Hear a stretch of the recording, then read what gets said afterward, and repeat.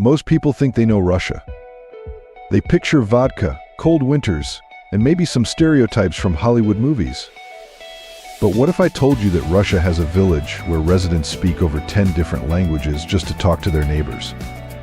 Or that there are places so cold that boiling water instantly turns to ice when thrown into the air? Today I'm taking you on a journey through 15 insane facts about Russia that will completely change how you see this mysterious giant. From the shocking gender imbalance that's creating a dating revolution, to the coldest inhabited place on Earth where people live completely normal lives, to the bizarre reason why Russians choose cheap cars over luxury vehicles even when they can afford better. By the end of this video, you'll understand why Russia isn't just a country, it's practically an entire world unto itself. Russia's scale is remarkable. It spans 11 time zones, so while some Russians are eating breakfast, others are having dinner or getting ready for bed. It's like multiple parts of the day occurring simultaneously across one nation. The vast distance is just the beginning. Russia extends from the Baltic Sea in the west to the Pacific Ocean in the east. A full drive across the country would cover over 9,000 kilometers, similar to traveling from New York to Los Angeles 3 times. The climate varies greatly. In Oymyakon in Siberia, temperatures can fall to -68 degrees Celsius. Moisture in breath freezes, eyelashes can stick together, and car engines often run constantly in winter to prevent stalling. Meanwhile, in Sochi by the Black Sea, people enjoy a warm, Mediterranean-like climate. The difference between the coldest and warmest places can exceed 100 degrees Celsius. It's as if the Arctic and the Mediterranean coexist in one country. Though Russia covers over 17 million square kilometers, more than 70% of its people live in the European part, which makes up less than a quarter of the total area. Much of Siberia is so sparsely populated that one can travel hundreds of kilometers without encountering another person. This contrast creates a fascinating paradox. Russia is both densely populated and nearly empty, depending on where you are. If you had to choose one Russian climate to experience for a year, icy Oymyakon or sunny Sochi, what would it be and why? Comment and chat with me. Russia is experiencing one of the world's biggest gender imbalances, with about 87 men for every 100 women. This adds up to around 10 million more women than men. Unlike most countries where dating is relatively balanced, Russia's dating scene is heavily skewed. This imbalance has triggered major cultural shifts. Many Russian women have become ambitious and independent. Russia now has the world's highest rate of female university graduates. These women often speak multiple languages, lead businesses, and work in science and technology. They are among the most highly educated women globally. As a result, many are now looking beyond Russia for romantic partners. Economic factors, limited options at home, and the desire for new experiences have driven a rise in international dating. Social media and dating apps are full of Russian women seeking partners in Europe, the US, and beyond. Traditional dating norms in Russia are changing. Women are no longer waiting for local men to meet their expectations. Instead, they are actively choosing partners who match their values and ambitions. This trend is reshaping Russian society. It's influencing demographics, altering cultural expectations, and may even affect population growth in the long run.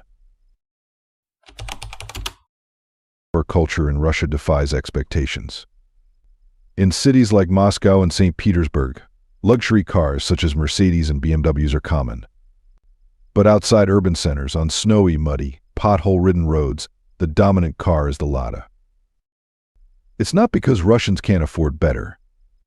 A good Lada costs between $9,000 and $20,000, around 7 to 10 times cheaper than luxury brands. Still, many wealthy Russians choose Ladas. Why? Because in Russia's harsh climate and rough terrain, reliability matters more than luxury. A BMW may not start in -40 degrees. A Mercedes might get stuck or break down. But a Lada?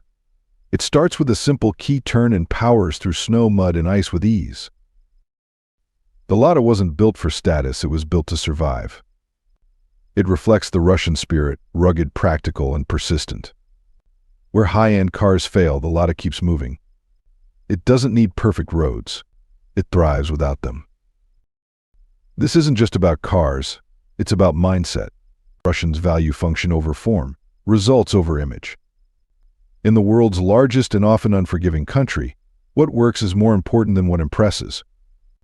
And that's why for many Russians the Lada is more than a car, it's a way of life. Before continuing, I have a special 10-second request for all of you listening. If you can help me in any way, just hit the notification bell and hit that subscribe button. It helps this channel so much. And if you do that, I will do everything I can to make this show even better for you. Deal? Russian traditions may seem unusual at first, but they make perfect sense when seen through the lens of their environment. Take ice swimming, for example.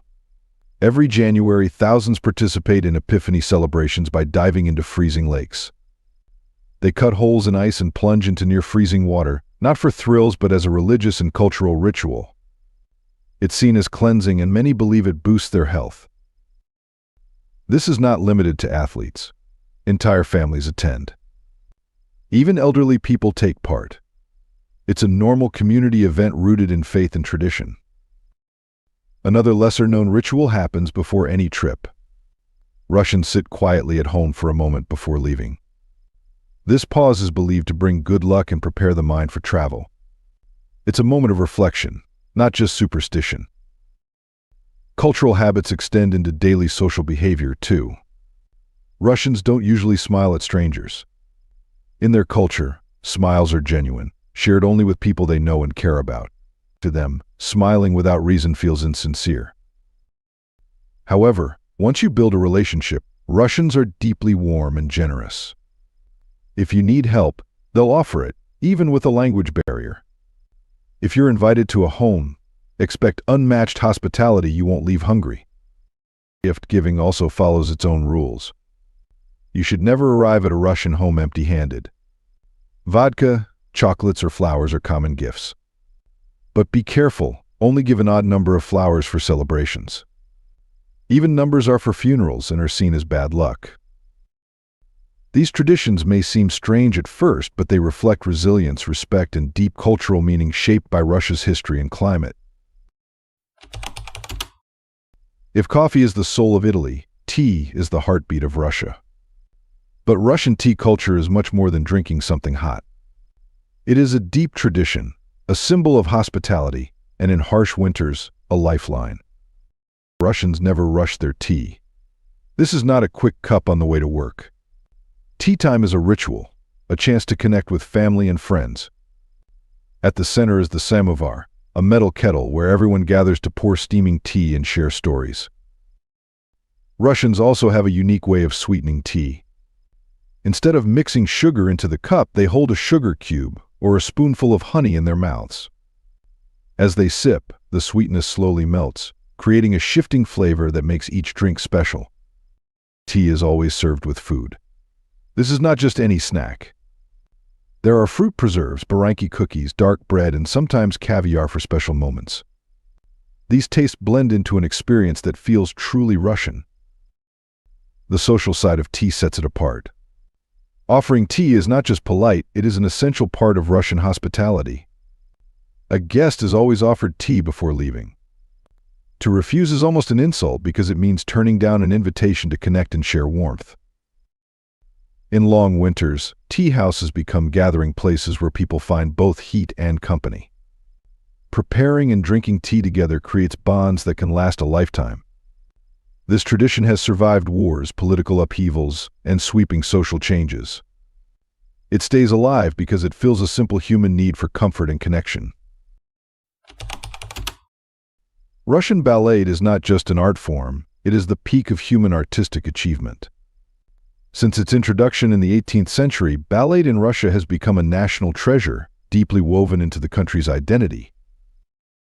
The Bolshoi Theater in Moscow and the Mariinsky Theater in St. Petersburg are more than performance halls. They are cultural landmarks where masterpieces like Swan Lake, The Nutcracker, and Sleeping Beauty were born. These works have become part of global heritage. What sets Russian ballet apart is its intense discipline and emotional power. Dancers train for decades, undergoing rigorous routines that test both body and spirit. Their days are filled with hours of bar exercises, rehearsals, and physical conditioning. The goal is not just perfect technique, but transformation. The body becomes a tool for telling stories, and the movement becomes emotion. The demands are extreme. Ballet in Russia is not simply a job, it becomes an identity. Dancers must be as resilient as athletes and as expressive as actors. They don't just perform with their feet, they perform with their hearts. Every gesture carries meaning, and every movement conveys deep feeling, often moving audiences to tears or joy.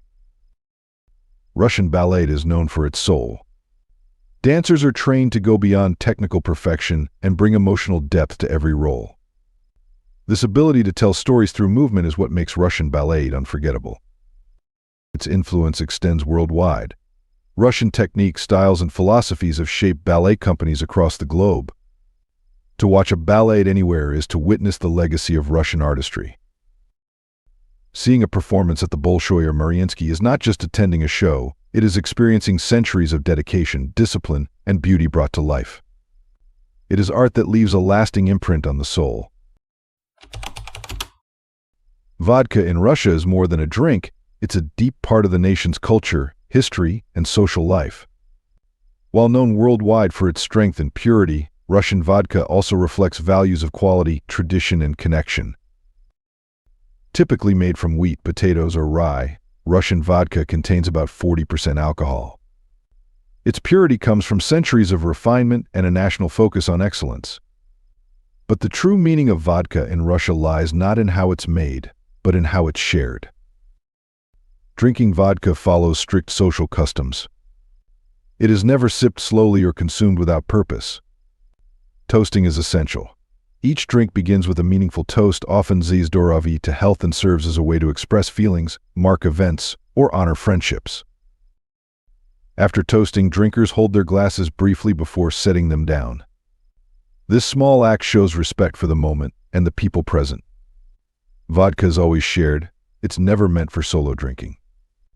It plays a role in both celebration and mourning, strengthening bonds between friends and family. Food is an important part of the experience. Traditional zakuski appetizers like pickled vegetables, smoked fish, caviar, and dark bread not only enhance flavor but also help the body process alcohol. Contrary to stereotypes, traditional Russian vodka culture values moderation and respect. It's not about drinking in excess, but about honoring relationships and marking important moments. Every toast, every shared glass carries meaning.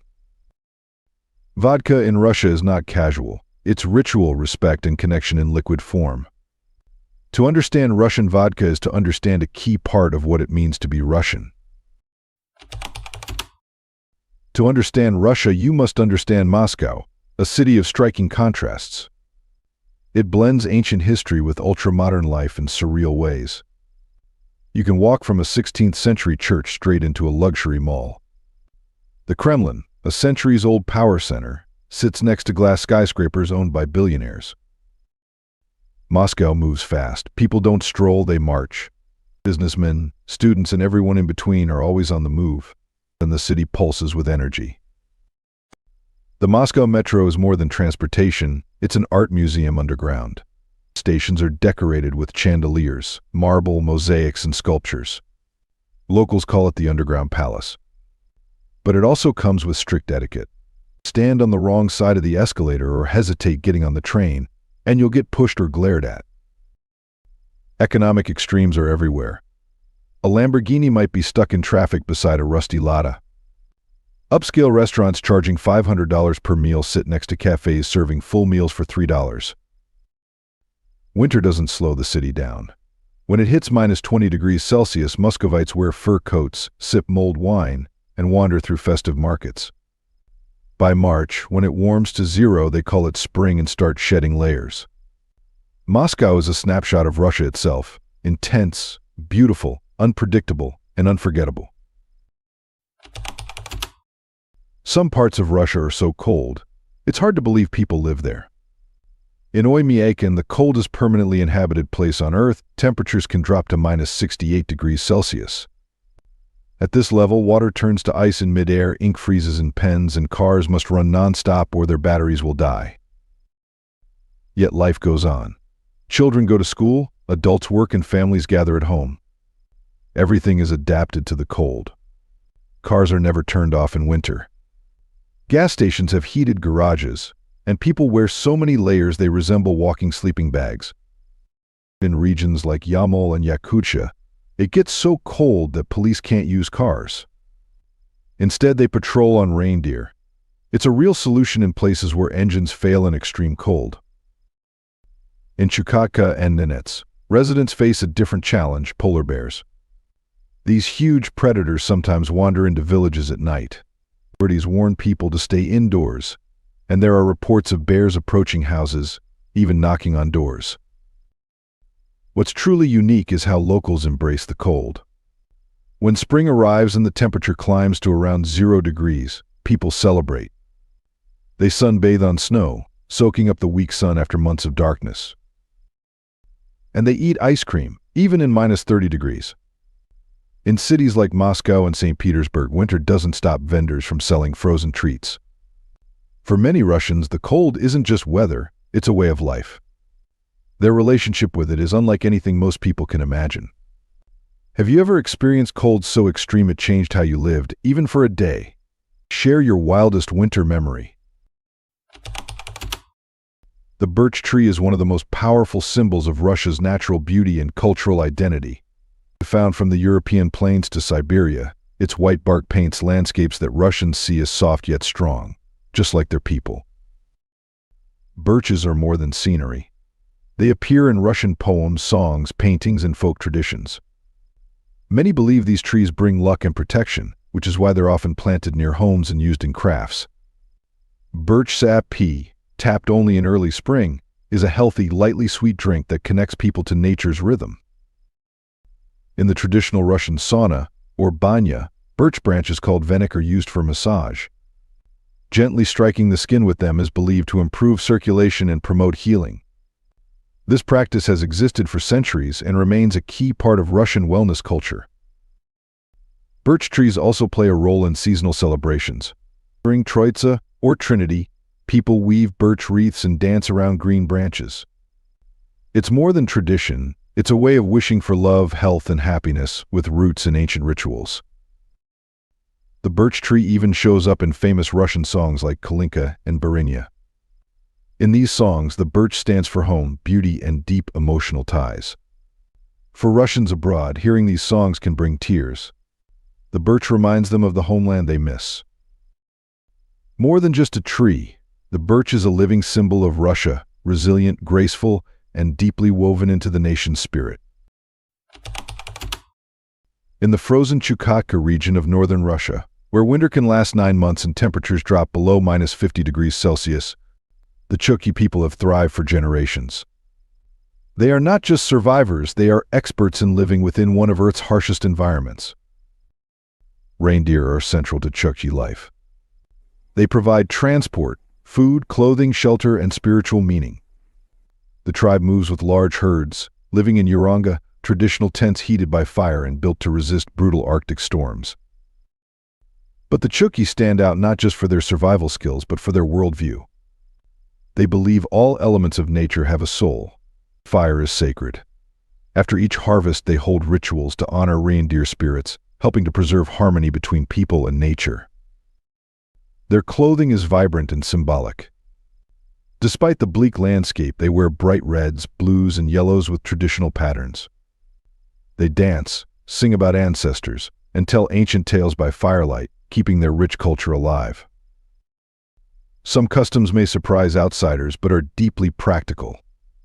Young men undergo initiation rituals that test strength and courage, preparing them for Arctic life. Hospitality is also vital. Welcoming others can mean the difference between survival and danger in this remote land. While embracing some modern tools, the Chukchi continue to rely on traditional knowledge passed down through generations. Their way of life is a powerful example of how cultures can adapt without losing their identity. They show us what true resilience and respect for nature look like. Russia is home to some of the world's most breathtaking and unexpected travel destinations, places that feel pulled from a fantasy novel. Start with the Winter Palace in St. Petersburg.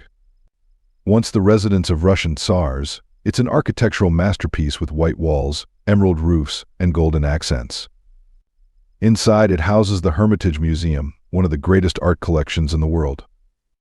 Visitors can see works by Leonardo da Vinci, Rembrandt, and Van Gogh, along with sculptures and artifacts from ancient civilizations.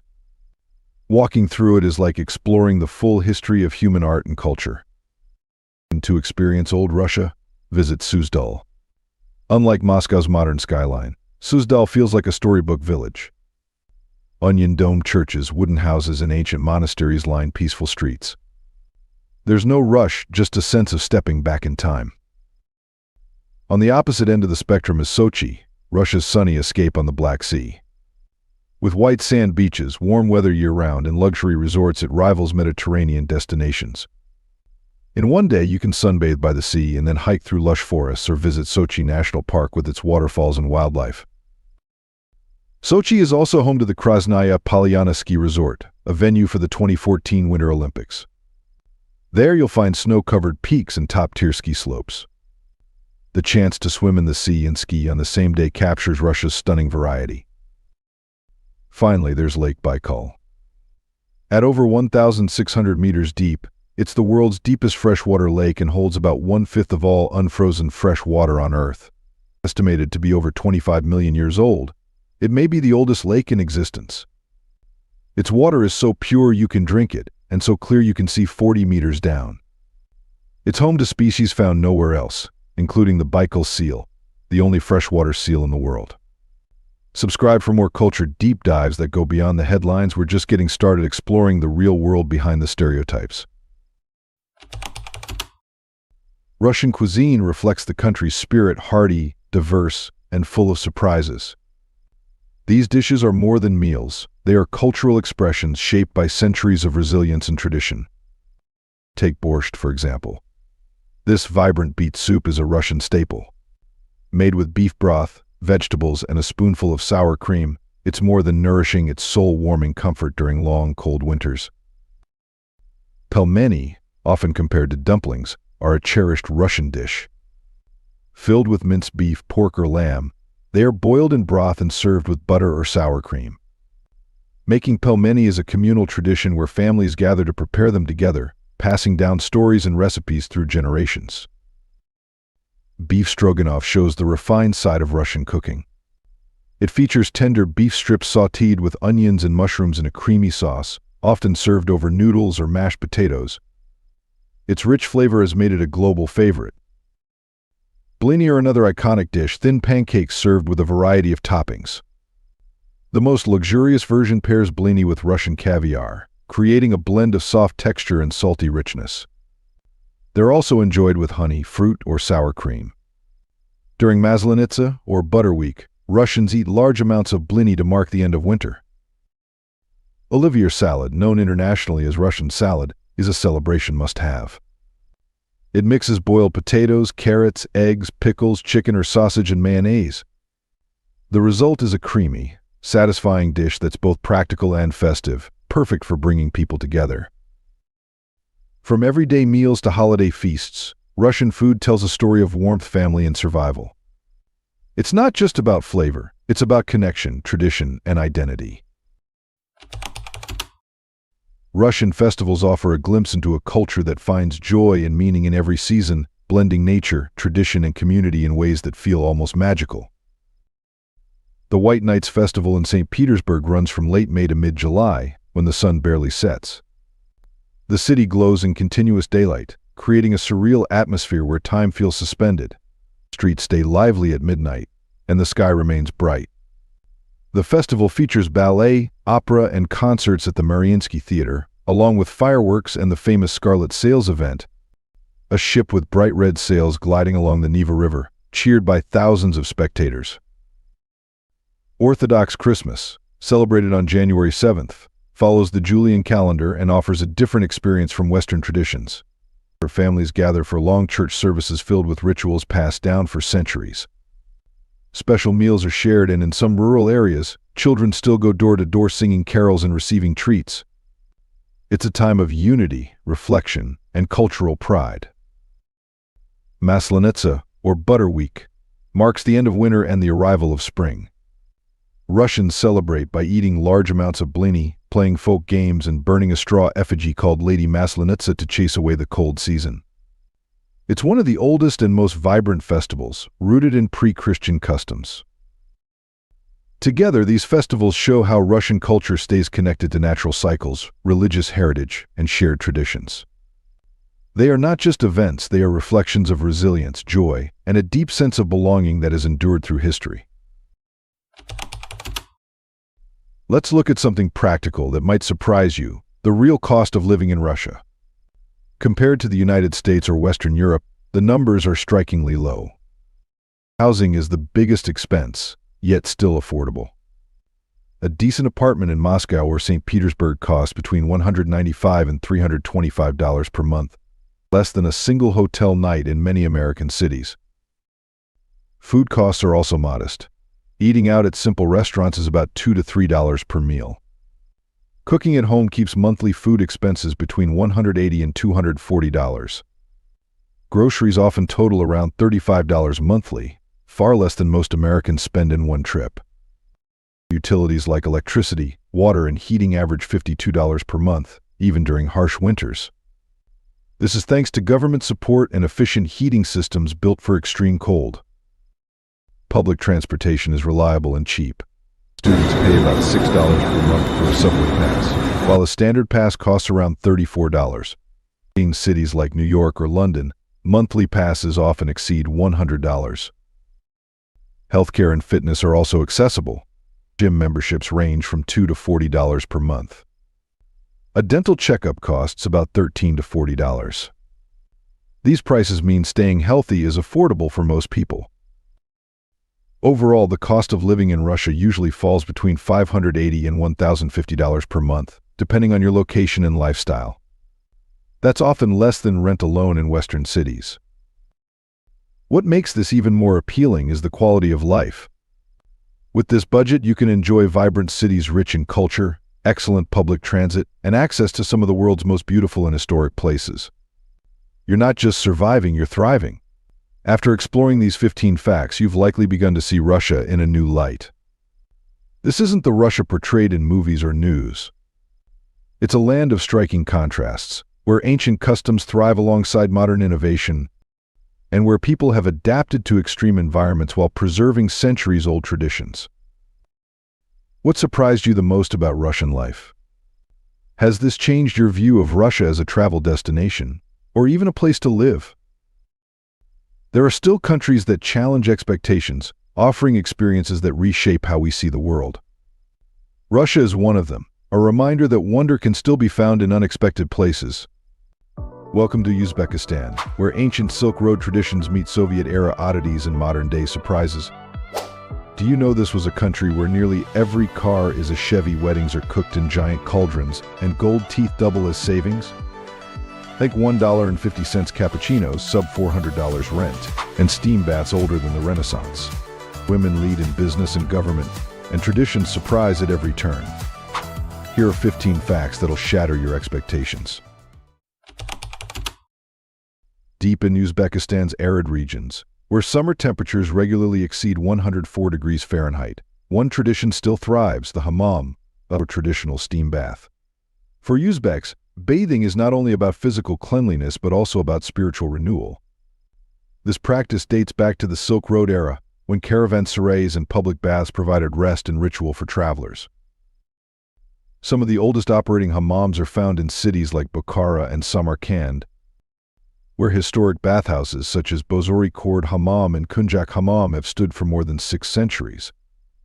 These baths feature domed stone architecture, filtered sunlight through ceiling openings, naturally heated water, and the soothing aroma of herbs rising through the steam.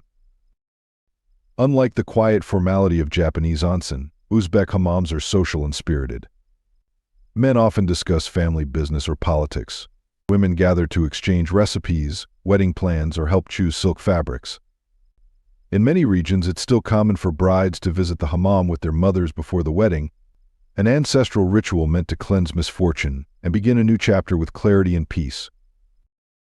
But Uzbekistan isn't just about timeless rituals. It also challenges the stereotypes you may hold about modern gender roles in Muslim societies. Next. There's a common stereotype that Uzbekistan is a conservative Muslim country where women are silent, veiled, and obedient to men. But in reality, especially in cities like Tashkent during the summer, the experience is very different. Women often dress in jeans, skirts, t-shirts, and lightweight tops, even when temperatures rise above 104 degrees Fahrenheit. Traditional clothing, like embroidered dresses or headscarves, is typically worn during weddings, religious gatherings, or national holidays, not in daily life. In urban areas, women lead companies, teach at universities, work in journalism and government, and sometimes manage teams of men. On public transport, men still practice traditional courtesies such as offering seats or helping carry bags. These gestures are rooted in cultural respect, not outdated views on gender. As of 2025, women hold around 17.5% of parliamentary seats in Uzbekistan. This places the country third among former Soviet republics in terms of female political representation, just behind Belarus and Latvia, and significantly ahead of Russia, where the figure is around 9.8%. Because of these social changes, it's more common for Uzbek women to date and marry foreigners. While dating is socially easier now, the legal process of marriage remains more complex. Still, traditions run deep, and not all of them align neatly with modern legal systems. So what happens when religious customs collide with national law? Stay tuned. Under national law, having many wives is illegal. According to Article 126 of the Uzbek Criminal Code, if a man is found cohabiting with 2 or more women in a shared household, he can face administrative penalties or up to 3 years of imprisonment, even if the marriages occurred through traditional Islamic ceremonies. Public attitudes, especially in cities like Tashkent, Samarkand, or Bukhara, generally reject this. However, in some rural regions and conservative communities, the situation is more complex. Islamic law allows a man to have up to 4 wives if he can treat them equally and support them financially. While around 90% of Uzbekistan's population identifies as Muslim, the country is officially secular, and state law takes precedence. Some men still hold unofficial second or third wedding ceremonies in accordance with Islamic customs. These are often attended by family, friends, and sometimes an imam, but they are not recognized by the Uzbek government. As a result, these unregistered marriages offer no legal protection. Women in such arrangements cannot claim inheritance, receive state benefits, or access spousal rights. Despite this, some women, particularly those who are older, divorced, or widowed, choose to become second wives for economic or social reasons. In a society where marriage remains a strong cultural value, they may see this as a more secure option than living alone. Marriage might be complex, but weddings? They're a whole different story, complete with cauldrons, carrots, and community.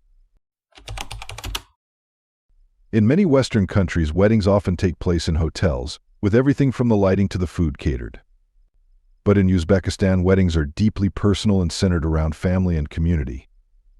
One of the most meaningful traditions is osh tayarlash, or communal plov cooking, an experience where relatives and neighbors come together not only to celebrate, but to cook the national dish. This custom begins early in the morning, often at the home of the groom. Male relatives, close friends, and neighbors, fathers, uncles, and respected elders gather around a giant kazan, a cast-iron cauldron that can be up to 5 feet in diameter. Some prepare meat, others chop carrots, while a few tend the fire. The cooking process becomes a festive event in itself, often accompanied by folk music and green tea shared among the group. And while the food might leave you full, it's the smiles that truly shine, literally. But before we continue, I have a special 10-second request for all of you listening. If you can help me in any way, just press the notification bell and hit that subscribe button. It means the world. It really supports this channel. And if you do that for me, I promise my team and I will do everything we can to make this show even better for you. Deal? Uzbekistan is home to the Muruntau gold mine, located in the Navoy region, and it is one of the largest open-pit gold mines in the world by production volume and area. But gold in Uzbekistan is not just a major export, it plays a distinctive role in everyday life. One of the most culturally unique uses of gold is in dentistry. In many rural areas, especially among older Uzbek women, gold teeth are a lasting tradition. A gold-lined smile, often gleaming in conversation or laughter, is considered a mark of wealth similar to wearing luxury accessories in other parts of the world. Dental clinics in Uzbekistan offer gold crowns, gold braces, and even custom engravings on teeth. In some communities, gold teeth are also seen as a form of portable savings. They can be sold for cash in times of need. While younger urban residents are now choosing white ceramic or composite dental work, in the countryside, a gold smile is still seen as stylish and respectable. From architectural domes to festive desserts to personal dental choices, gold is deeply embedded in both the economy and cultural identity of Uzbekistan. In Uzbekistan, walking across a narrow rope suspended high in the air is not just entertainment, it's a respected cultural tradition known as darbas. This centuries-old art of tightrope walking remains one of the most popular performances at major festivals such as Nowruz, Independence Day, and local summer fairs across the country. Unlike casual street acts, darbas is a serious performance art. Many artists walk ropes stretched up to 160 feet above the ground, often between buildings or across village squares. They typically wear traditional white embroidered costumes, soft leather shoes, and skullcaps called dapi. With drums pounding and crowds holding their breath, these performers glide across the rope with remarkable control. What makes darbas even more remarkable is its deep-rooted history. The skill is often passed down from one generation to the next, with some Uzbek families having performed for hundreds of years. In a world where people usually look down at their screens, in Uzbekistan, they still look up to watch a darbas master balance on a rope. Would you watch a performance like this without flinching? Or would your hands cover your eyes before they reach the center of the rope? Share your answer in the comments below. Karakalpakstan may sound like an independent country, but it is an autonomous republic within Uzbekistan. Covering nearly 40% of the nation's land, it holds a unique place in Uzbekistan's structure. Though large in area, it is internationally recognized as part of Uzbekistan. With about 2 million people, Karakalpakstan has its own parliament and constitution. That constitution once included a clause allowing a referendum on independence. In July 2022, proposed changes to remove this clause sparked major protests in Nukus and beyond. The unrest led to several deaths, and the government eventually reinstated the clause in a revised draft. The Karakalpak people speak their own Turkic language and maintain traditions based on fishing, herding, and embroidery. Their homes include traditional domed yurts, and their cultural identity remains strong. Nukus, the capital, is home to the Savitsky Museum, famous for its vast collection of Soviet avant-garde art. However, the region faces serious challenges: limited industry, environmental decline from the Aral Sea crisis, and economic hardship drive many to migrate elsewhere in Uzbekistan. Back to the roads. Ever wonder why nearly every car you see here wears the same badge? If you visit Uzbekistan and notice that nearly every car on the road is a Chevrolet, you are absolutely right. According to market data, Chevrolet models have long dominated the car and light truck market. Back in 2019, they accounted for around 94% of new vehicle sales, and even in 2025, they continue to lead the market. Since 2008, General Motors has operated a joint venture in Uzbekistan through Uzauto Motors, formerly known as GM Uzbekistan. Their main production plant is located in Asaka in the Andijan region. This factory produces over 250,000 vehicles each year, making Chevrolet the only mass-produced automotive brand in the country. Because these vehicles are made locally, their prices range from about $7,000 to $14,000, with many import taxes waived. In contrast, cars from brands like Toyota, Honda, or Volkswagen often cost 1.5 to 2 times more due to high tariffs and transport costs. While Japanese vehicles are prized for reliability and German ones for luxury, in a country where the average annual income remains under $2,500, Chevrolet stands out as the most affordable and practical option. In Uzbekistan, tea is far more than just a beverage. It is a daily ritual, a gesture of hospitality, and a deep-rooted cultural connector. Every meal typically begins and ends with tea. Throughout the day, whether during family gatherings or unexpected visits, people often drink between 5 and 7 cups. One detail that surprises many visitors is the small amount poured into each cup. This is not a sign of stinginess, it is an intentional act of etiquette. Serving a modest portion invites the guest to request more, which signals comfort and interest in staying longer. Repeated refills help build trust and social connection. In contrast, filling the cup to the brim at once can gently suggest that it is time to conclude the visit, an unspoken but widely understood social cue in Uzbekistan. Tea preferences vary by region. In the cool, fertile Fergana Valley, green tea, often infused with mint, is the drink of choice. In contrast, in the arid western region of Karakul, Pakistan, strong black tea is typically enjoyed slowly, often accompanied by fruit jam or dry flatbread. Serving the wrong kind of tea in the wrong region can be seen as a mild cultural misstep, similar to offering instant coffee in Italy or chilled red wine in France. Located in Central Asia, Uzbekistan is one of only 2 doubly landlocked countries in the world, alongside Liechtenstein. This means it has no coastline, and all 5 of its neighbors, Kazakhstan, Kyrgyzstan, Tajikistan, Afghanistan, and Turkmenistan, are also landlocked. Covering around 172,700 square miles, similar in size to California, Uzbekistan is the 3rd largest country in Central Asia by area and the most populous, with over 36 million people as of 2025. The name Uzbekistan means land of the Uzbeks, the dominant ethnic group making up over 80% of the population. The official language is Uzbek, though Russian is still widely spoken. The literacy rate stands at an impressive 99%.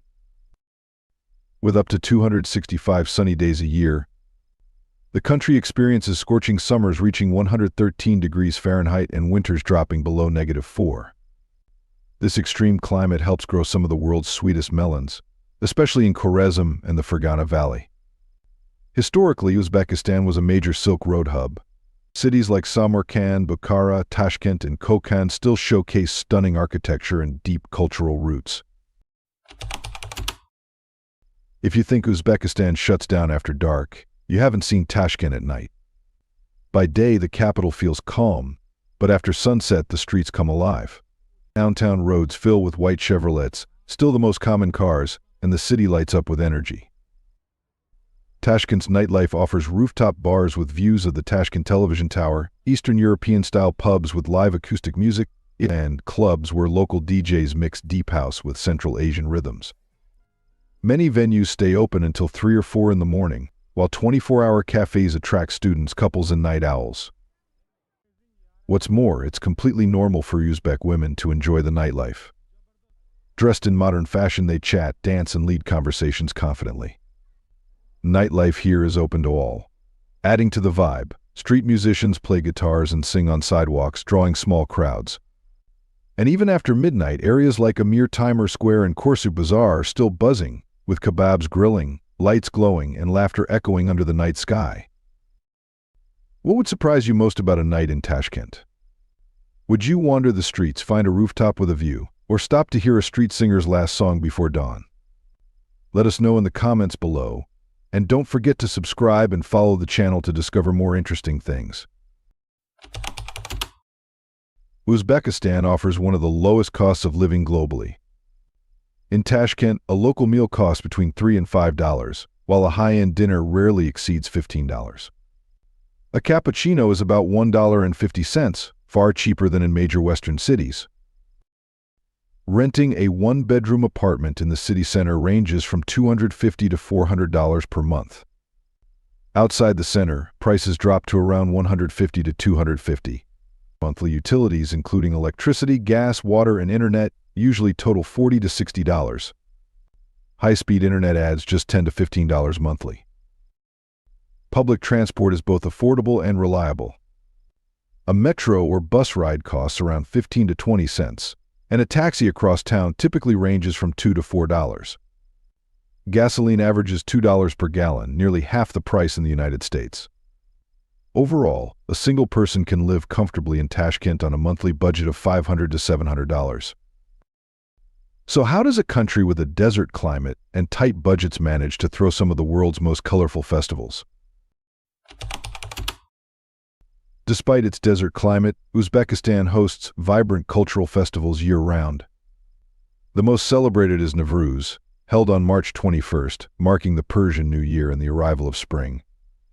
Families gather for folk dances, plov feasts, and the slow cooking of sumalak, a sweet wheat-based porridge stirred for 24 hours to symbolize renewal. In May, Bukhara hosts the Silk and Spices Festival, where stalls offer silk, spices, pottery, and traditional crafts, with parades of performers in regional dress. During summer, Karakalpakstan celebrates Melon Day, showcasing giant, sweet melons known for their fragrance and flavor. In autumn, Samarkand's Rajasthan Square becomes the stage for the Shark Taranalari International Music Festival, welcoming artists from over 50 countries to perform music and dance rooted in cultural traditions.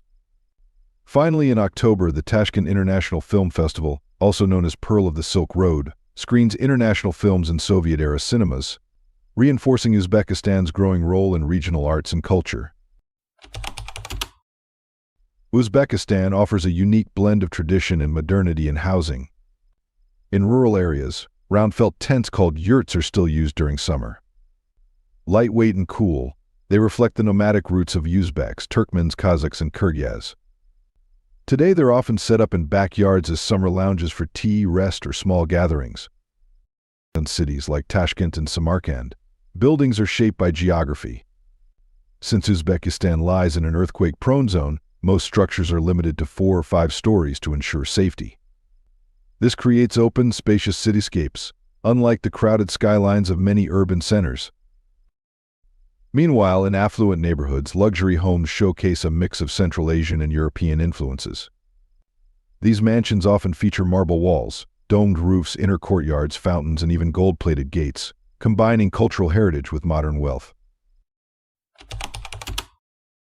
Uzbekistan's most iconic dish is plov, a rice pilaf made with lamb, carrots, onions, and garlic, often served with chickpeas, raisins, or quail eggs.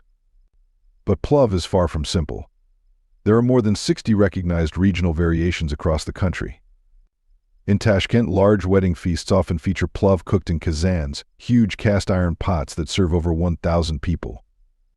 Notably, in September 2017, Uzbekistan set a Guinness World Record for the largest serving of plov, weighing more than 7,000 kilograms, or over 15,000 pounds. The dish was stirred with the help of a construction crane. Bread, known locally as naan or obi naan, holds deep cultural and spiritual meaning.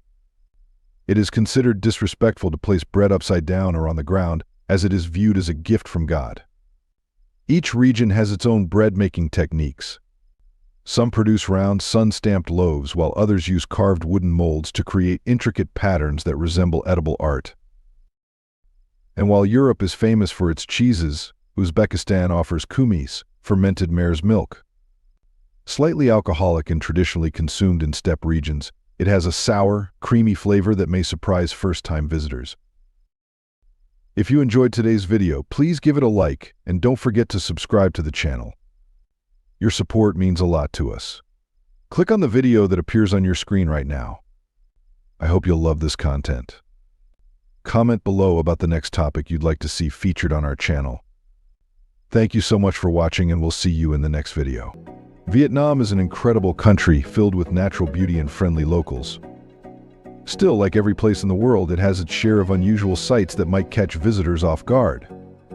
Let's start. Vietnam is known as a global powerhouse in coffee production. As the second largest coffee exporter in the world, behind Brazil, Vietnam plays a major role in the global market. Coffee was introduced by the French in the 1800s, especially in the highland regions. Since then, the industry has grown rapidly, especially after the Vietnam War. Today, the country produces over 1 million tons of coffee each year. One of the most talked about coffees found in Vietnam is Kopi Luwak, made from beans that have passed through the digestive system of civet cats. The beans are collected, cleaned, and roasted, resulting in a brew known for its smooth, sweet flavor. However, this type of coffee has raised ethical concerns related to animal welfare, particularly when civets are kept in captivity for mass production. As a result, many now seek out ethically sourced or wild-collected versions. Despite this, what truly defines Vietnamese coffee is its unique culture. Brewed using a traditional metal drip filter, Vietnamese coffee is often served black over ice or with sweetened condensed milk for a creamy twist. Vietnam is also the world's top exporter of Robusta beans, with its coffee brands earning global awards and meeting international standards, including certifications from organizations like Rainforest Alliance and Fair Trade. In many countries, people dispose of trash properly, making cleanup easier. In Vietnam, though, streets are often covered with plastic waste, and some throw trash into rivers and lakes for convenience. Plastic bags are still common, with little effort to switch to reusable options. Pollution is made worse by old motorcycles, especially in Hanoi, which is among the most polluted cities in the world. These vehicles release thick black smoke, and burning waste and rice straw add to the poor air quality. If you visit, wear a mask. What looks like morning mist is often harmful smog. Hidden in Vietnam's Phong Nha Ki Bang National Park, Sun Duong is the world's largest cave. It stretches 5.5 miles long, 650 feet wide, and 500 feet high. Its volume is over 38 million cubic meters, more than 5 times larger than Malaysia's former record holder, Deer Cave. Inside, the cave features giant stalagmites reaching up to 80 meters, and even a primeval forest. It has a unique ecosystem with its weather and an underground river that remains largely unexplored. Visitors often describe it as a surreal, otherworldly experience.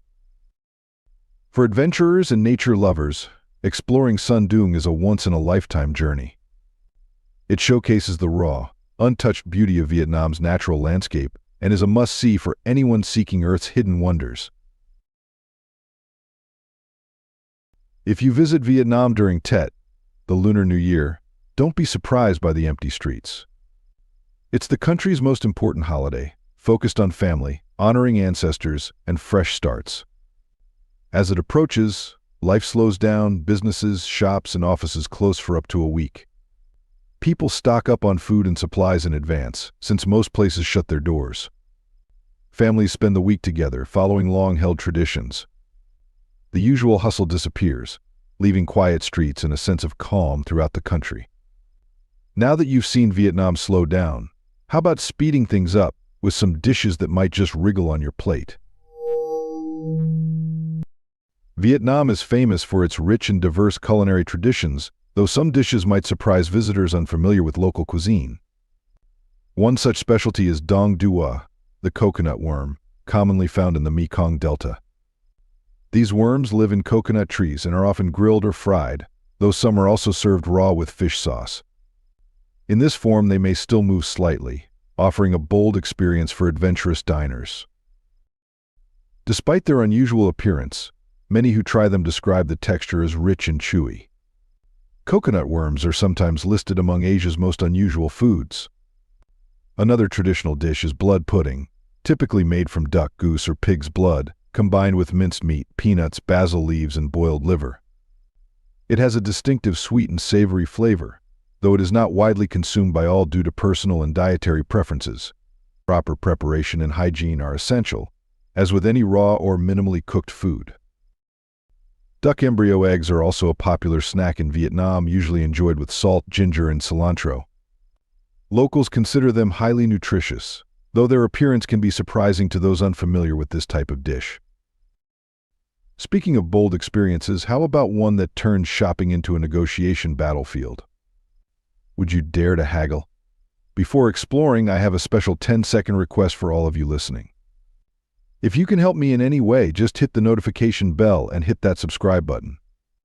It helps this channel so much. And if you do that, I will do everything I can to make this show even better for you. If you're planning to shop in Vietnam, be ready to bargain. In many local markets and shops, negotiating prices is a common and expected part of the shopping experience. The listed price is often higher than what buyers pay, and vendors may quote higher prices to tourists who are unfamiliar with typical costs. But don't worry, bargaining is part of the fun, and you'll quickly learn how it works. A little preparation and confidence can help you get a fair deal. Try not to show too much excitement, as that may affect the price you're offered. Start by suggesting a price about 30% lower than the asking price, and then work your way toward a mutually agreeable amount. Even if you pay a bit more than locals, you're still likely to get good value. Bargaining isn't just about the price, it's a way to engage with local culture. Most vendors are used to it and may even enjoy the interaction. In Vietnam, napping after lunch is a normal and encouraged part of daily life. Offices often go quiet as workers rest on mats, chairs, or even the floor. This midday break is common in other hot climate countries too, like Spain and Italy, where work hours adjust to the heat. Napping isn't just cultural, it's healthy. Studies show short naps reduce stress, boost focus, and lower heart disease risk. Countries with siesta traditions often have lower heart-related mortality than places like the United States or Northern Europe. So if you're in Vietnam, don't be surprised to see coworkers napping. It's their way of recharging for the rest of the day. In Vietnam, snake wine is a traditional drink that might fascinate or unsettle you. It's made by placing a snake in a bottle of rice wine or liquor, creating a striking and unusual appearance. In traditional Vietnamese medicine, snake wine is believed to have health benefits, particularly for joint pain. It's often consumed by older individuals or those with physically demanding jobs. Despite its appearance, many locals value it for its supposed healing properties. The snake symbolizes strength, and drinking the wine is said to enhance vitality and endurance. For the truly adventurous, some versions even include other creatures like scorpions. Would you be bold enough to try a sip? Don't put your chopsticks down just yet. There's more to learn about Vietnam's deeply rooted dining customs. In Vietnam, chopsticks are more than utensils. They're central to every meal, from simple dishes to big feasts. This tradition may surprise visitors, but it's a long-standing part of the culture and a sign of respect when dining together. Before eating, people often use clean chopsticks to serve others, showing care and community. Like in other East Asian countries, chopstick etiquette matters. In the north, chopsticks are usually made from bamboo, in the south from coconut wood. They are round, simple, and not too sharp. For visitors, learning to use chopsticks is both a challenge and a meaningful cultural experience. And if you think mealtime is casual, wait until you see what people wear while doing everyday things. In many countries, pajamas are just for bedtime, but in Vietnam, they're everyday wear. It's common to see people cooking, walking, or even dating in pajamas, young and old alike. This trend fits the hot climate, as Vietnamese sleepwear is light, breathable, and modest, with long sleeves and pants. It's comfortable, practical, and perfectly acceptable in public. So if you see locals in pajamas, don't be surprised. It's part of the culture, and you might end up trying it too. In Vietnam, schools start very early. Elementary students must arrive before 7:15 in the morning, and secondary or high school students before 7 o'clock. Some university classes begin before 6:45, so students often wake up before 6 o'clock to be on time. If you visit Vietnam, try to see a local school. You'll find sleepy students arriving early but quickly doing morning exercises to wake up. Despite the early hours, they stay committed and follow their routines with dedication. But if you think waking up early is intense, wait until you taste the cultural flavor Vietnam brings from north to south. As you travel through Vietnam, each region offers its unique dishes. In Hanoi, pho and fried rice are popular. Further south in Hue, pho is replaced by the city's famous beef noodle soup, which uses thicker, rounder noodles and has a richer flavor. In Ho Chi Minh City, the cuisine changes again, reflecting different landscapes and cultures. From the sweet and savory dishes in the north to the spicy flavors in the south, Vietnamese food tells the story of each region. Exploring these regional specialties is a must for any food lover and adds depth to the travel experience. Vietnam streets can be unpredictable, especially during the rainy season. Flooding is common in many cities after heavy rain, but it's a normal part of daily life. Locals have adapted well and often navigate flooded streets on motorcycles, which remain the most popular mode of transport. It's not unusual to see people riding through water with confidence. If you'd rather avoid the water, taxis or motorbike taxis are widely available. Walking might seem like a dry alternative, but sidewalks can also become submerged during heavy rain. If you're outside during a flood, it's a good idea to protect your feet, as the water can be unclean. In some cases, locals even use small boats to get around, turning a challenge into a unique experience. Though it may feel overwhelming at first, the sight of flooded streets reflects the resilience and adaptability of the Vietnamese people. During the World Cup, football fever in Vietnam is impossible to miss. Fans gather everywhere in jerseys, cheering for teams from around the world. The national team has become a growing source of pride.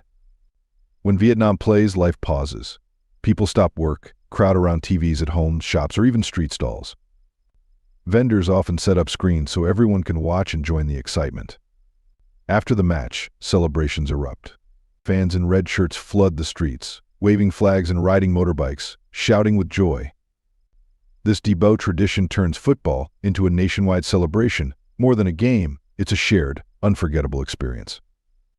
Beyond the cheering crowds and glowing screens, one of Vietnam's most heartwarming treasures awaits: its people.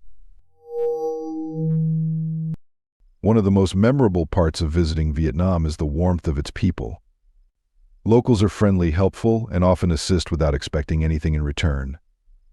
Whether in cities or villages, visitors are made to feel welcome, like part of a family. This kindness is deeply rooted in Vietnamese culture. Even in remote areas, strangers will go out of their way to help, regardless of language barriers. Community and connection are sources of pride. Though public spaces can be lively and loud with animated conversations and laughter, it's all part of the open, welcoming spirit that defines Vietnam. If you're looking for a unique way to travel across Vietnam, consider hopping on a sleeper bus. These buses are an interesting and popular choice for long-distance travel within the country. Instead of traditional seats, the buses are equipped with small beds where passengers can lie down and get some sleep while traveling. This can make long trips much more comfortable, especially if you're heading to distant cities. However, if you decide to try a sleeper bus, be prepared for cold temperatures, as the air conditioning is often set to a very low temperature. It might be wise to bring a jacket or blanket to stay warm during your journey. The setup is perfect for short individuals, but taller passengers may find it a bit cramped. The good news is that these buses are very affordable. A trip across several provinces can cost you as little as $20, making them a great budget option. To make the most of your sleeper bus experience, it's recommended to travel at night, as this will save you on accommodation costs. You can sleep while moving, waking up refreshed at your destination. It's an adventurous and affordable way to explore the country. And speaking of chiv, Vietnam's approach to tobacco might just shock you. One noticeable aspect of visiting Vietnam is the relatively low cost of tobacco. A pack of cigarettes can cost less than $1, largely due to lower tobacco taxes compared to countries like Australia, where a pack may cost up to $25, with a significant portion going to taxes.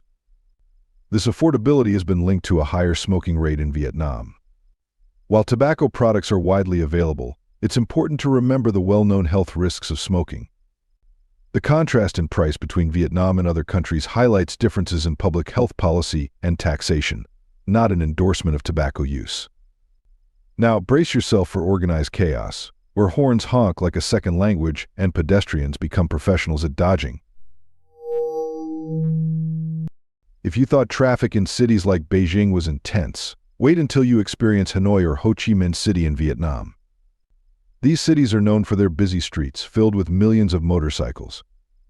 According to the Vietnam Motorcycle Manufacturers Association, there are about 72 million motorcycles on the road, roughly 2 for every 3 people in the country. Sidewalks often serve as parking areas, so pedestrians sometimes walk along the street. All kinds of vehicles, including motorcycles, cars, buses, trucks, and even bicycles with large loads, share the same space. Drivers use honking not as an alarm but as a way to signal their presence, creating a flow that, while unfamiliar to visitors, functions surprisingly well. For newcomers, crossing the street can be confusing, especially when traffic signals aren't always strictly followed. Rush hours can be particularly busy, so it's best to be cautious. Despite the hustle, navigating Vietnam's traffic is a memorable and eye-opening part of the local experience. And while modern chaos dominates the cities, a quiet, rural tradition continues to puff through the countryside. In addition to standard cigarettes, Vietnam has a traditional form of tobacco use passed down through generations, rustic tobacco smoking with a distinctive pipe. This tobacco, often called Lada tobacco, is uniquely cultivated and processed in Vietnam. In rural areas, it's still common to see people using low tobacco pipes, especially at local tea stalls. The smoking method is different from typical cigarettes. Users take deep inhales through the pipe, which creates a loud sound. This experience can be intense for first-timers, sometimes leading to lightheadedness. While not for everyone, it reflects a cultural practice that remains present in many communities. Rustic tobacco smoking is part of Vietnam's heritage, often seen in countryside gatherings or street-side settings. Travelers may encounter it as a window into local traditions, but it's important to observe respectfully and be mindful of the health risks associated with tobacco use. And just when you thought you'd seen it all, Vietnam's final surprise might just change the way you see goodbyes. Funerals in Vietnam are vibrant and noisy, unlike the quiet ceremonies in many other cultures. Lasting at least 2 days, they often include music, singing, drums, karaoke, and even brass bands. This lively atmosphere is meant to drive away evil spirits and ensure a peaceful journey for the deceased. In northern Vietnam, families may hire professional mourners to express sorrow, especially when loved ones are too overwhelmed to speak. These mourners help guide the grieving process, creating a shared emotional experience. Vietnamese funerals reflect a unique blend of grief and celebration, honoring the departed with both sorrow and joy. Have you ever seen a funeral with karaoke or a flood turned into a boat commute? Drop your strangest travel story in the comments. We might feature it next time. If you found today's video interesting, don't hesitate to hit the like button and subscribe to my channel. Your support is very important to us. Be sure to check out the next video appearing on your screen. You're sure to love the content we bring. Please leave a comment about which country you'd like us to explore next. Thank you for watching and see you in the next video. Welcome to Bhutan, a country where women can legally have multiple husbands. Traffic lights were removed after 24 hours for being too impersonal. And there's a Minister of Happiness. In this video, you'll learn 20 surprising facts about this Himalayan kingdom, from unusual marriage customs to strange economic policies. With just 800,000 people, Bhutan has drawn the attention of researchers, travelers, and governments alike. At least 3 of these facts may challenge everything you thought you knew about modern society. Let's dive in. Number 1. The Happiness Revolution. Bhutan doesn't measure success by money. Instead of gross domestic product, they use something called gross national happiness as their primary metric for progress. This isn't just a marketing gimmick.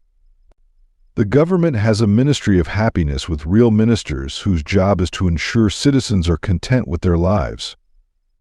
They conduct annual surveys asking people directly if they're happy, and policy decisions are made based on these responses. Despite having one of the world's lowest economies with an average income of just $1,400 per year, surveys show that over 93% of Bhutanese people consider themselves happy. Compare that to wealthy nations where depression and anxiety rates are skyrocketing. Number 2. The marriage system that breaks all rules. Now here's where Bhutan gets really controversial. In this so-called happiest country on earth, both men and women can have multiple spouses, but the system works completely differently than you'd expect. Women in Bhutan can marry multiple men. Only the first husband is officially recognized, but the woman remains the central figure in the family. After marriage, men typically move in with the wife's family, not the other way around. If you're thinking this sounds like chaos, you'd be wrong. The system provides remarkable protection for women. In case of separation, men are required to compensate the woman, and all property, including houses, livestock, and land, is reserved for the eldest daughter, not the son. But before you start planning your move to Bhutan for multiple spouses, there's a major catch that most people don't know about, and it's going to surprise you. Let me know in the comments if you've ever heard of a marriage system like this before. because what I'm about to tell you next will explain why this actually works in their society. Number 3. The Immigration Fortress. Here's the reality check about Bhutan that travel influencers won't tell you. Getting there is incredibly difficult, and staying there permanently is nearly impossible for foreigners. Bhutan only has one international airport, Paro Airport, with one of the world's most dangerous runways. It's built between towering mountains, and only specially certified pilots can land there. The approach is so treacherous that flights can only operate during daylight hours with perfect weather conditions. But even if you make it there, you can't just show up. Bhutan doesn't issue visas to independent travelers. You must book through a registered local tour company, and here's the expensive part. You're required to pay a minimum of $300 per day as a sustainable development fee. This isn't just tourism policy, it's cultural protection. The government deliberately limits visitors to preserve their way of life, and for foreigners wanting to marry Bhutanese nationals, it's extremely challenging due to strict cultural preservation laws. Would you pay $2 a day to visit a country? Let me know in the comments, because the next fact about their food culture might change your mind completely. Number 4. The chili. Here's something that will blow your mind about Bhutanese cuisine. They don't just eat chili peppers, they treat them as a primary vegetable. Walk through any Bhutanese village and you'll see strings of bright red chilies hanging from every house, drying in the mountain sun. Their national dish, ima dachi, is chilies cooked with cheese. Imagine biting into a fresh red chili that delivers tongue-numbing spice, then having it melt seamlessly with creamy local cheese. It's a combination that exists nowhere else on Earth. But the reason Bhutanese people consume so much chili isn't just for flavor, it's survival. Living at altitudes up to 7,570 meters above sea level, with temperatures that can drop to Arctic levels, the capsaicin in chilies helps their bodies generate heat and combat the brutal Himalayan cold. What's even more incredible is that 90% of their dishes contain chili in some form. From breakfast rice to evening stews, everything has that fiery kick that would send most Westerners running for milk. But their relationship with food gets even stranger when you discover their approach to meat consumption. Number 5. The meat consumption. Bhutanese people consume meat, yet the country does not operate any slaughterhouses. As a predominantly Buddhist nation, taking animal life is strongly discouraged. Even when animals pass away naturally, they cannot be processed for food. All meat consumed in Bhutan is imported, primarily from neighboring India and Nepal. On specific sacred days and months in the Bhutanese calendar, the sale of meat and fish is temporarily suspended, and many people observe a vegetarian diet during this time. While fishing is officially restricted, there are occasional reports of informal activity in remote areas, reflecting the complexity of balancing tradition with everyday life. This dynamic between spiritual values and practical needs offers a nuanced view of Bhutanese society, especially when considered alongside their environmental policies. Number 6. The carbon-negative miracle. Bhutan has achieved something that every developed nation is desperately trying to accomplish. They're the world's only carbon-negative country, absorbing more carbon dioxide than they produce. The Constitution mandates that at least 60% of the country must remain forested at all times. Currently, 72% of Bhutan is covered by forests, making it a green lung for the entire planet. Cutting down a tree without special government permission can land you in prison. If you're caught illegally logging, you must plant 2 trees for every one you cut down, and you'll face heavy fines that can bankrupt families.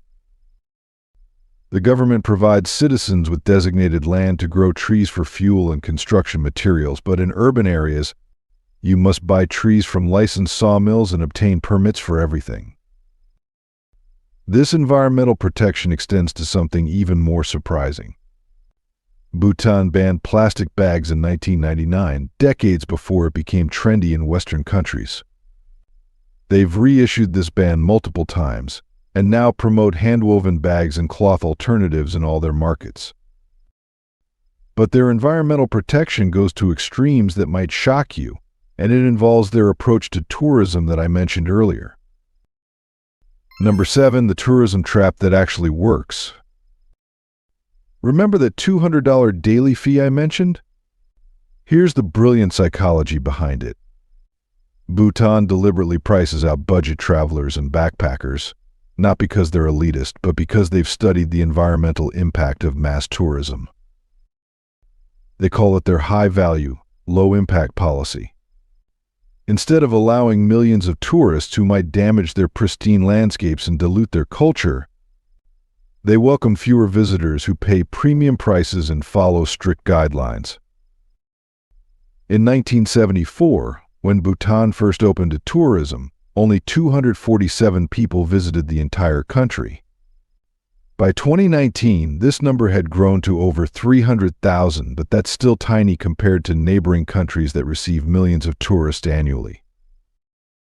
Every tourist must be accompanied by licensed guides, stay in approved accommodations, and follow predetermined itineraries.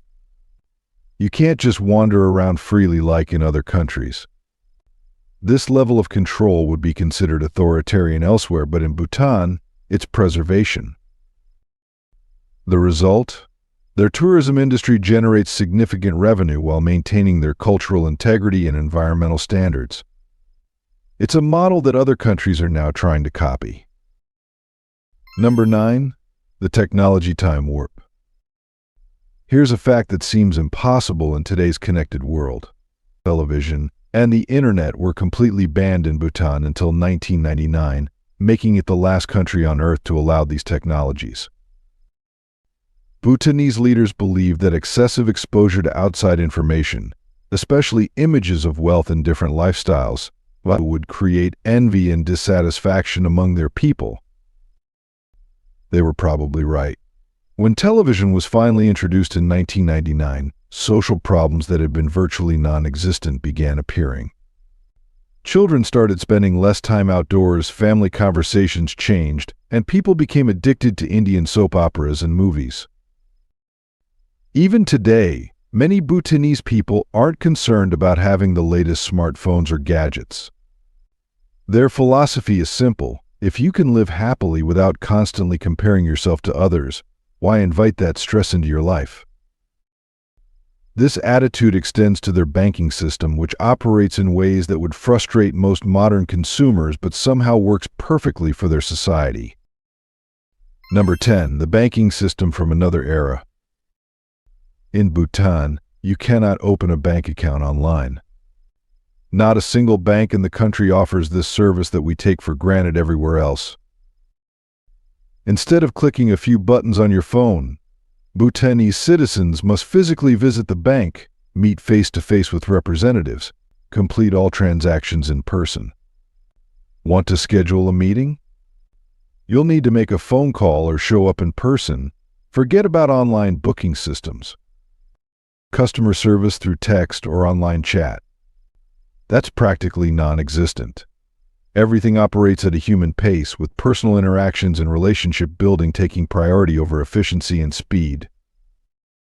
What's fascinating is that this isn't due to a lack of technology or resources. It's a deliberate choice to maintain human connections in an increasingly digital world. Bank employees know their customers personally, understand their family situations, and provide service based on relationships rather than algorithms. This personal approach extends to their entire economic philosophy, which operates on principles that would seem impossible in capitalist societies. But their rejection of modern convenience goes even further when you look at their approach to international brands. Number 11, the corporate-free zone. Let's think of a country with no McDonald's, no Starbucks, no KFC, and no international chain stores of any kind. That's Bhutan. And it's not because these companies are banned, it's because they simply wouldn't survive there. According to local entrepreneurs, It's not customs restrictions or government policies keeping these brands out. The market is just too small and culturally different to be profitable. With only 800,000 people, fewer than most major cities, Bhutan doesn't offer the consumer base these corporations need. Bhutanese people value happiness, peace, and nature over shopping and consuming famous international brands. Their economy isn't driven by consumerism like most developed nations. Local businesses thrive because they're integrated into the community fabric. Shop owners know their customers' families, understand local needs, and operate based on relationships rather than profit maximization. This resistance to corporate globalization has preserved something precious that most countries have lost: authentic local culture and economy. However, their approach to healthcare reveals the most surprising aspect of their society. Number 12. The healthcare utopia. Every Bhutanese citizen receives completely free healthcare. Medications, treatments, surgeries, even medical travel abroad when necessary, all covered by the government with no insurance premiums or copays. Here's what makes this even more remarkable. Bhutan has no private hospitals. The entire healthcare system is government-run, ensuring that every citizen, whether in remote mountain villages or urban centers, receives the same level of care. When patients need specialized treatment unavailable in Bhutan, the government covers all travel expenses and medical costs for treatment in other countries. Imagine your government paying for you to fly to another country for surgery, including all accommodation and family support. This system works because of their small population and the government's priority on citizen welfare over military spending or corporate subsidies.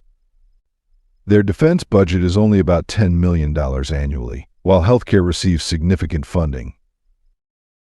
Despite being one of the world's poorest countries economically, Bhutanese people have access to healthcare that many wealthy nations can't provide to their citizens.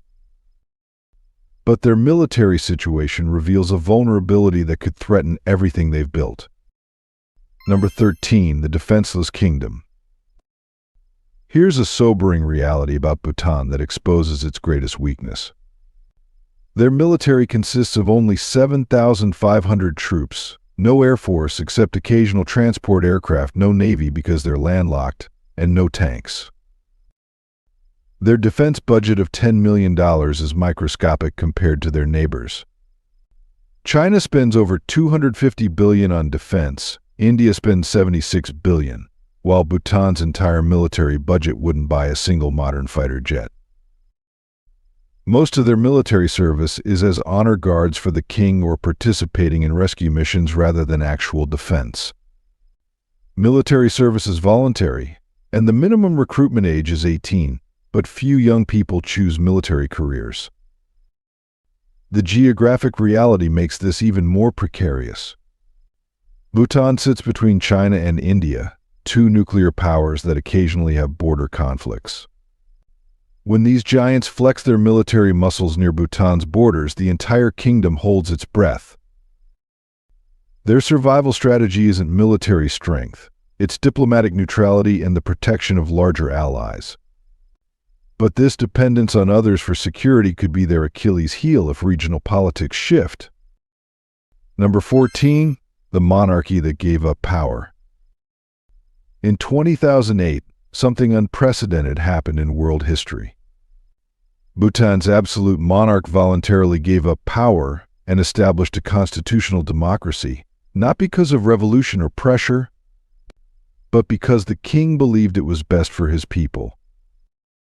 King Jingmu Singye Wangchuck, the fourth Dragon King, could have ruled for life with absolute authority. Instead, he chose to limit royal power and establish an elected government, making Bhutan one of the world's youngest democracies. But King Jigme Khesar Namgyal Wangchuck declared that he would have only one wife, Queen Jetsun Pema, despite Bhutanese law allowing men to have multiple wives. Their love story reads like a fairy tale. When the queen was just 7 years old, she met the then 17-year-old crown prince at a family gathering. She boldly declared her intention to marry him someday, and years later, That childhood dream became a reality. This royal couple has become a symbol of modern love and fidelity in a country where polygamy is legally accepted. Their commitment to monogamy has influenced many young Bhutanese to choose single-partner relationships. Number 15. The Traffic Light Rebellion. In the capital city, Thimphu, traffic lights were installed to manage the increasing vehicle flow. After just 24 hours, they were removed because citizens complained. The complaint wasn't about functionality or efficiency. People felt that impersonal traffic lights disconnected them from the friendly traffic officers who had been manually directing traffic for decades. Bhutanese citizens preferred the human interaction, the personal recognition, and the community feeling that came from having real people manage traffic flow. They chose human connection over technological efficiency. Today, Thimphu remains one of the few capital cities in the world without a single traffic light. Traffic officers stand at major intersections, personally directing vehicles while maintaining the social fabric that technology might have disrupted. Do you think more cities should prioritize human connection over automation, like Thimphu did with its traffic system? Why or why not? Let us know in the comments below. Number 16. The Living Tradition. While most countries reserve traditional clothing for special occasions, in Bhutan, it's mandatory daily wear for government employees and encouraged for everyone else. Men wear the go, a robe-like garment with a large front pouch, while women wear the kira, an elegant wraparound dress. What's remarkable is how practical these traditional clothes are. The go's front pouch isn't just decorative, it functions like a built-in backpack, capable of holding phones, keys, money, and even small children. Modern functionality wrapped in centuries-old tradition.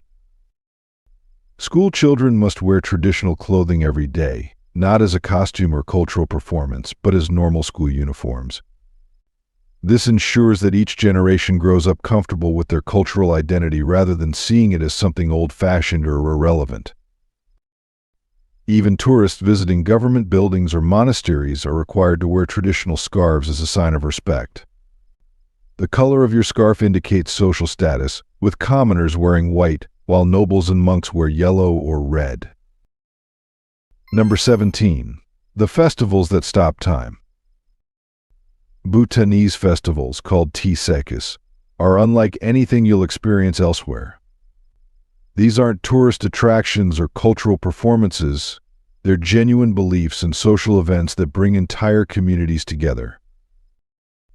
The most famous is the Paro Teshu, held over 5 days each spring at an ancient fortress built in 1644. The highlight is the unveiling of a giant Thangka painting depicting Guru Rinpoche, displayed on the monastery wall as a prayer for world peace and forgiveness. But the most mysterious festival is the Jambe Lakang Drup, featuring the naked fire dance performed by 16 men dancing around flames in complete darkness. This ancient ritual is believed to ward off evil spirits and bring good fortune to the community. What makes these festivals extraordinary is their authenticity. Participants aren't performing for tourists. They're engaging in genuine spiritual practice that connects them to centuries of tradition while addressing contemporary community needs. Number 18. The Equality Paradox. Here's something that will challenge your assumptions about social hierarchy. Despite having a monarchy and traditional social structures, Bhutan has remarkably little class discrimination in daily life. You might see a prince playing soccer with village children without any special treatment or recognition. Social hierarchy exists formally, but it doesn't create the barriers and resentments found in many other societies. This equality extends to gender relations in surprising ways. Women in Bhutan hold prominent positions in society and are highly respected. It's common to see groups of women laughing and socializing late at night on the streets without fear or family restrictions. Their confidence and independence often surprise international visitors who expect more conservative attitudes in a traditional Buddhist kingdom. Bhutanese women enjoy freedoms that women in many supposedly more progressive countries might envy. This social harmony isn't accidental, it's the result of deliberate cultural values that prioritize community welfare over individual competition.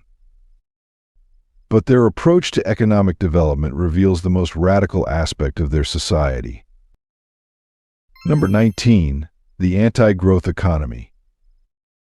While every other country obsesses over economic growth, GDP increases and industrial expansion, Bhutan deliberately chooses a different path that economists call impossible. They prioritize environmental conservation over economic development, happiness over wealth accumulation, and cultural preservation over modernization. This isn't poverty or lack of ambition, it's a conscious choice based on different values. Their Gross National Happiness Index measures 9 domains: psychological well-being, health, education, cultural diversity, time use, good governance, community vitality, ecological diversity, and living standards. Notice that income and material wealth are just one small component. This approach has created something unprecedented, a society where people work enough to meet their needs but don't sacrifice their lives, relationships, or environment for endless accumulation. The unemployment rate among young people is nearly 30%. But this isn't seen as a crisis because many choose to become monks, focus on family, or pursue non-monetary activities that contribute to community well-being. Number 20. The future of happiness. As our world faces climate change, mental health crises, social inequality, and environmental destruction, Bhutan offers a different model for human civilization that seems both ancient and futuristic. They've proven that a society can be carbon negative while maintaining economic stability, that people can be happy without material wealth, and that traditional culture can coexist with selective modernization. But Bhutan faces its challenges. Young people increasingly exposed to global media sometimes question whether their traditional lifestyle is worth preserving. Climate change threatens their glaciers and agriculture. Regional political tensions could disrupt their peaceful isolation. The question isn't whether Bhutan's model is perfect. It's whether the rest of the world can learn from their experiments in prioritizing human and environmental well-being over pure economic growth. Their success suggests that happiness, sustainability, and cultural authenticity aren't luxuries for wealthy societies. They're fundamental human needs that can be achieved through different choices about what we value and how we organize our communities. Bhutan proves that another way of living is possible, one that measures success not by what we accumulate, but by how well we care for each other and our planet. What do you think? Could Bhutan's approach to happiness and sustainability work in your country? Share your thoughts in the comments below.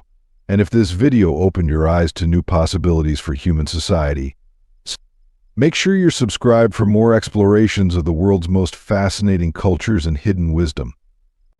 The future might not look like more technology and endless growth. It might look more like Bhutan. Thanks for being with us. Leave a comment, like to show your support, and remember to hit that subscribe button for more exciting videos. See you next time.